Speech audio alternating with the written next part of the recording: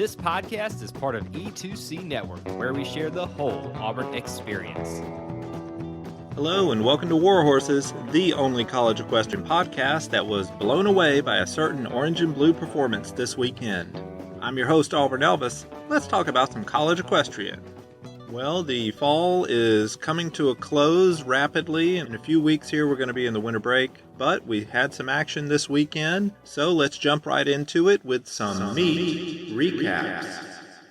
First up on Thursday, we had Georgia at UC Davis. I thought Georgia really needed to win this one, that they could win it. I thought it would be about a 6-point win. Let's see what happened. The day started out with fences. UC Davis won this one 3-2, and horsemanship was going on in the Western Ring. Georgia won that one 4-1. So that made things 6-4 in favor of Georgia at the half. Over in the second half, they had flat. That went 3-2 for UC Davis, but reining was a 5-0 sweep for Georgia to finish things off. That made the final score Georgia 13, UC Davis 7. So this was a nice win for Georgia, particularly in the Western events. Finishing with that 5-0 sweep just slammed the doors on the Aggies and made this meet look a lot more one-sided than it was for most of the day.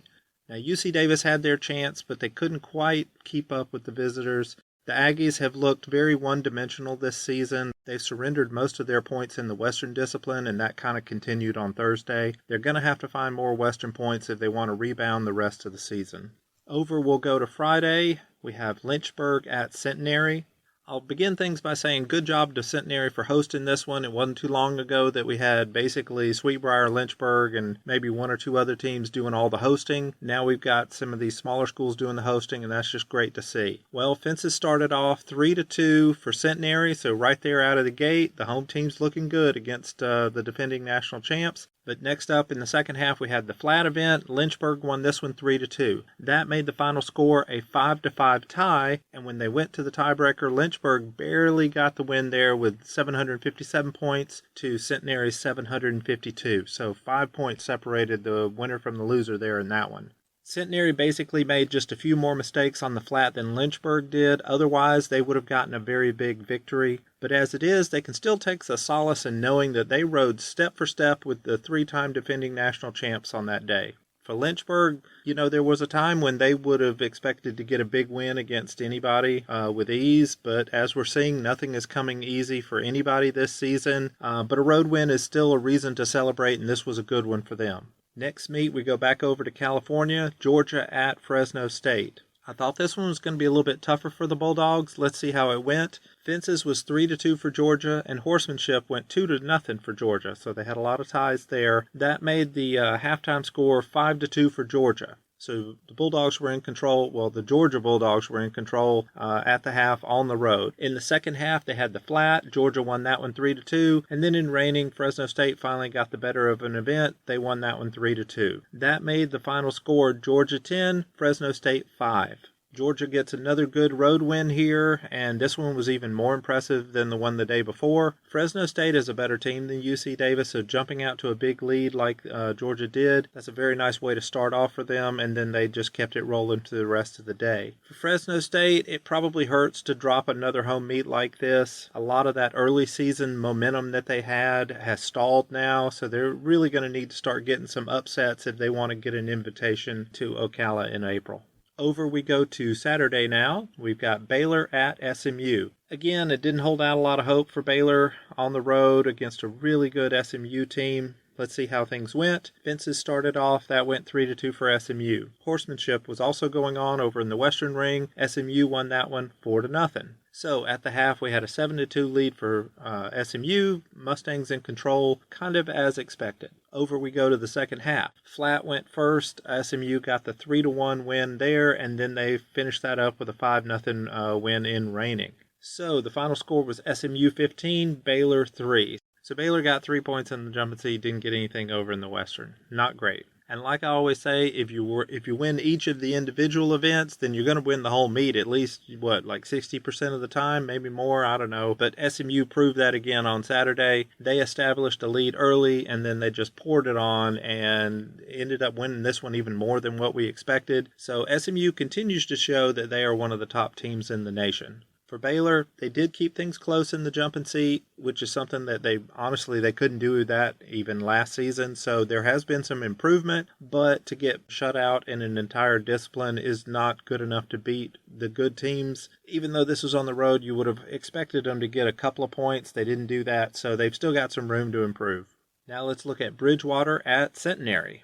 I thought that the Cyclones were going to win this one by a couple of points at home. Let's see what happened. Fences started off. Centenary got the 4-1 lead there, but in the second half, in the flat, Bridgewater came back on them and won that one 3-2. So that made the final score Centenary winning 6-4. Nice home win for the Cyclones. This would have been a pretty rough loss if they had lost at home, but they didn't do that. They avoided that, and they looked really good over Fences. So, but for Bridgewater, they looked really good in the flat. We're seeing some signs of life for the Eagles.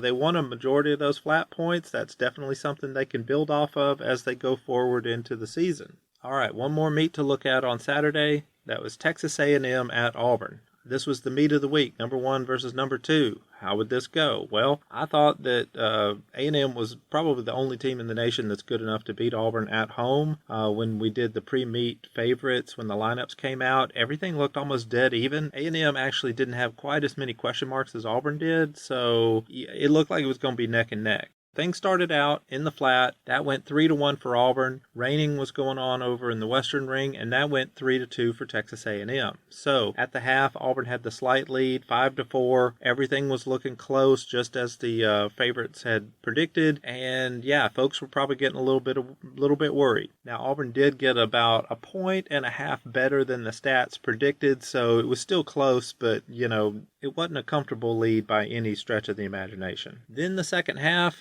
Fences got going first. Auburn swept that one 5-0, put the meet away right there. At the same time over in horsemanship, Auburn also got another 5-0 sweep in that event as well. That made the final score for the whole meet 15-4 in favor of Auburn. So that second half sweep in horsemanship and fences, that just turned this close meet into a rout. Now you occasionally see this kind of dominance in a half, but you really never see it when the number 2 team in the nation is on the wrong end of things. So this is just outstanding for Auburn. I tell you, we really don't see a good team get dominated like this in a half. Even when Auburn has lost on the road in some big upsets in the past, like I talked about how they lost a couple of years back over at Oklahoma State, Auburn still got like 1 or 2 points in that second half that they lost. They just couldn't, get the 3 or 4 that they needed. Well, here, Texas A&M didn't get a single darn point, so that's unusual. Now, I haven't been going into a lot of detail with these meets because I like to get into the rankings and then the previews for the next meets, but Auburn's not going to have a meet coming up next week, and I know I do have a lot of Auburn listeners to the show, so what I'm going to do is I'm going to go into a little bit more detail on this meet just to show you some things that we can take notice of for Auburn. Now, it was really nice to see the number of points gained by Auburn freshmen in this meet.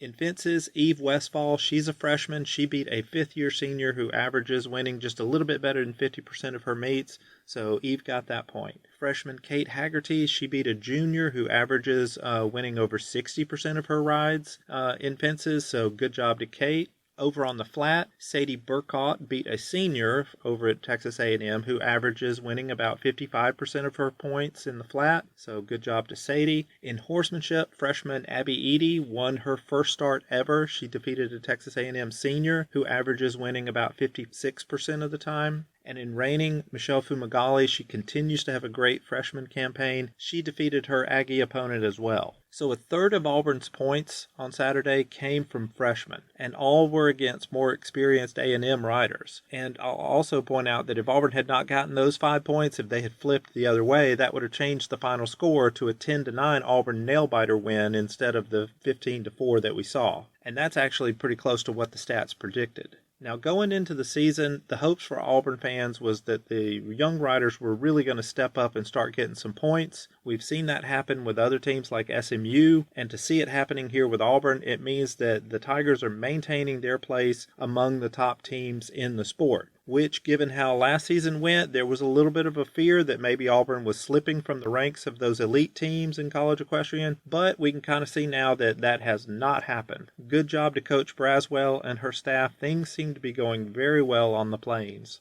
But I'm not going to forget about Texas A&M. They are still one of the top teams in the nation, and if this meet had been over in College Station, it would have gone very differently. I have said over and over that road wins are very tough to get, so there is no shame in losing at Auburn right now. There were some good rides by the Aggies. Shout out to Aggie sophomore Nicole McMillan. She got a toss-up point in flat that we didn't know how that was going to go, and the Aggie Rainers all rode as expected and got their points as well. So there's still a little bit to take away even at the end of this loss for Texas A&M.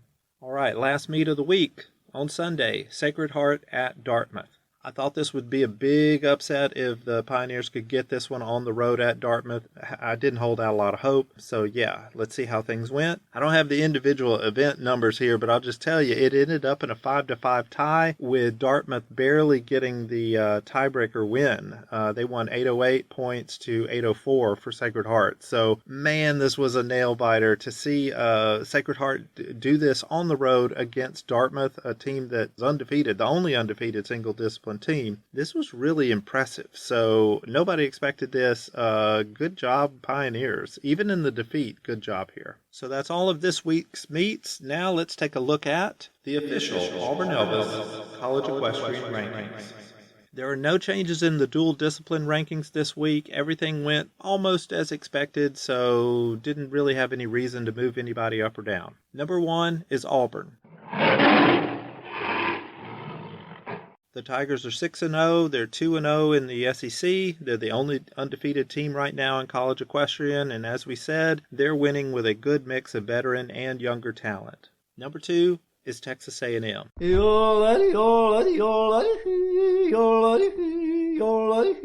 Aggies are 4-2 overall. They're 1-2 in the SEC, and we can't drop the Aggies for losing at Auburn, so don't even try. Nobody is beating Auburn at home this fall. Number 3 is SMU. The Mustangs are 3-3. They got a big home win over Baylor this week, but I'm not going to move the Mustangs above Texas A&M, and you shouldn't do that either. Remember, SMU also lost at Auburn, and it was essentially the same score as this Texas A&M loss. Plus, Texas A&M beat SMU at home to start the season, and that really needs to count for something. Number 4 is TCU. The Frogs are 5-3. They've lost on the road except for that nice win at Fresno State. They lead the Big 12 at 3-0, and their fall season is over. Number 5 is Oklahoma State. Yeehaw! The Cowgirls are 3-2 overall and 1-1 in the Big 12. They host SMU this week, and then they're going to go out to California just like Georgia did. Speaking of which, number 6 is Georgia. Georgia improved to 4-2 overall with the California road wins.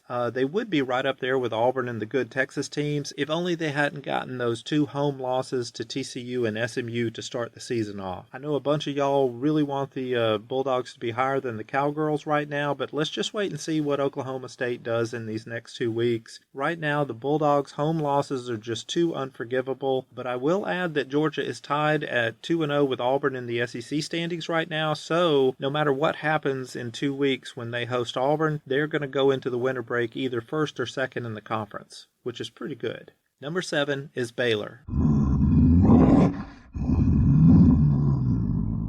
The 1-3 Bears lost predictably on the road, but I'm going to keep them at number 7 since they have not lost at home yet, unlike the teams below them. Number 8 is Fresno State. The Bulldogs are 3-3 overall and 0-2 in the Big 12 standings. They have a home meet against Oklahoma State in 2 weeks that could keep them in the discussion for an invite to Ocala. Number 9 is South Carolina. Gamecocks are 2-3 overall and 0-3 in SEC play. They have a single discipline meet against Sweetbriar in 2 weeks that, like I said last week, they really need to ride well in just to get the taste of these recent losses out of their mouths. And number 10 is UT Martin. Like I keep saying, I have to put somebody here, and the 2-3 Skyhawks get the nod by process of elimination. They lead the ECAC standings at 2-0, but things might change this weekend, so for right now, UT Martin seems to be the better team, and we'll see how they stack up against their peers a little bit later. Now let's look at the single discipline rankings. We did have some changes here. Number 1 is Dartmouth. The The Green barely won at home against Sacred Heart to improve to 4-0 this week, and each week I review everybody's entire resumes, and here's where we stand when we compare Sweetbriar to Dartmouth. Sweetbriar beat Swanee on the road, Dartmouth beat Swanee at home, so advantage to Sweetbriar. Both teams have home wins over Charleston, so those two cancel each other out, and what we're left with is Sweetbriar has a road loss at Lynchburg, and Dartmouth has home and away wins over Sacred Heart. Now, obviously, winning is better than losing, so that kind of gives the nod to the Green, but it does ask the question, are we really sure that beating Sacred Heart twice means that a team would not lose at Lynchburg like Sweetbriar did? Now, the flip side of that question is, does losing at Lynchburg mean that you could just automatically beat Sacred Heart home and away? No, it probably doesn't mean that, so that's an advantage for Dartmouth there. Now, it would really help us out if Swanee had ridden against Sacred Heart by now, but they haven't, so we're just left with where we are. And where we are is that Dartmouth does have a better resume than Sweetbriar, even if I personally think that if these two teams met at a neutral site right now, I think Sweetbriar would win. But they're not going to meet at a neutral site right now. That's probably not going to happen for months and months. So, for right now, Dartmouth moves up to number 1 with their 4-0 record. So, at number 2 is Sweetbriar. The 2-1 Vixens were idle, but for all the reasons I just talked about, they slide down to number 2. Number 3 is Lynchburg. The 4-2 Hornets barely beat Centenary at home, but they did win, and they'll remain at number 3. Number 4 is College of Charleston. And the 2 and 3 Cougars are done for the fall. They kicked off their season with a bang, but they have been rapidly picking up losses since then. Number 5 is Swanee. The 1 and 2 Tigers will have a chance to improve their resume with a pair of meets this weekend, and we'll see how that goes. Number 6 is Sacred Heart. The 1 and 2 Pioneers put a scare into Dartmouth, but ultimately ended up with a road loss. They have a home win over Charleston that's pretty much anchoring their entire resume right now. Number 7 is Centenary. It's a twister! It's a twister! The 2 and 2 Cyclones almost got a signature win at Lynchburg, but fell in the tiebreaker. They did defeat Bridgewater, so we're going to keep Centenary at number 7. Number 8 is Berry. We are finally going to get to see the Vikings in action this coming weekend, so based on those meets, their time at the bottom of the rankings, or near the bottom of the rankings, may be coming to an end. And number 9 is Bridgewater. The Eagles dropped to 0-3, but they have a couple more chances to get their first win this season. Okay, those are all of the rankings. Now let's look into the future with some meet previews. First up on Friday, we've got South Dakota State at Delaware State. We have some data on most of the teams, don't have a lot on Delaware State, but when I go and I look at how everybody's doing in the various events, I think that the Hornets are going to end up winning this one by about 3 points over the Jackrabbits. UT Martin at South Dakota State. All right, this one's probably not going to be as close. When I do all the comparisons here, I think that the Skyhawks are going to win this one by about 8 points. Bridgewater at Swanee. When I look at the comparisons here, I think Swanee probably is going to win this one by about 3 points. SMU at Oklahoma State. With this one being at Stillwater, I think it's going to be close. I ran the numbers, and I actually think this one's going to come down to be a tie or maybe a 1-point win for Oklahoma State. Over we go to Saturday, UT Martin at Delaware State. This one's going to be kind of close. Being at home is going to help Delaware State, but I think the Skyhawks are going to get about a 4-point win in this one. Then after that, we've got Bridgewater at Berry. I think this will be close. I think the Vikings are going to get the win by about 2 points. Then over we go on Sunday, we've got Swanee at Berry.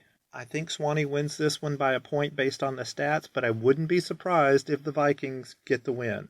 Well, we are getting closer and closer to the winter break. Man, what a good season we've got. We've seen some interesting results here. We've seen some big performances by Auburn. We've seen teams like SMU when they really took their lumps in the beginning because they were going on the road. Well, now that they're at home, we see the reverse of that. We see that they're giving out the lump. And the conference races are still kind of all up in the air. TCU, Oklahoma State are right in there neck and neck. And Baylor, well, they've been on the road for most of their conference meets, so we'll see how that goes for them. And again, we've got Auburn and Georgia that are neck and neck in the SEC, and yet at the same time, we know that Texas A&M is good, so maybe it'll be Auburn, maybe it'll be Texas A&M, maybe it'll be Georgia. We'll see. It's probably not going to be South Carolina. Sorry about that, Gamecocks, but it's probably not going to be. Y'all are rebuilding this year. That's just kind of how it is. Also over in the ECAC, UT Martin has the lead right now, but this weekend is going to really determine if that's going to remain the same or if somebody new is going to rise up. Maybe Delaware State is going to take the lead from them. We know that the Hornets are pretty favorable in the NCEA voter minds, but now they've got to go out and prove it. Lots of cool stuff happening. Y'all are all doing great. It's such an exciting season. I hope y'all are having a great time. I'm certainly having a great time. And yeah, that's all for this show. I'm your host, Auburn Elvis. Thank you very much for listening, and War Horses. Thank you for tuning in to today's episode on the E2C Network. On your way out, I want to remind you to stop by e2cnetwork.com. It's your one-stop shop for all our content across our podcast, YouTube channel, and much more. To stay up to date with us, make sure you're following social media accounts such as Facebook, Twitter, and Instagram. While our content here may always be Auburn sports heavy, if it's orange and blue, it's what we do. War Eagle.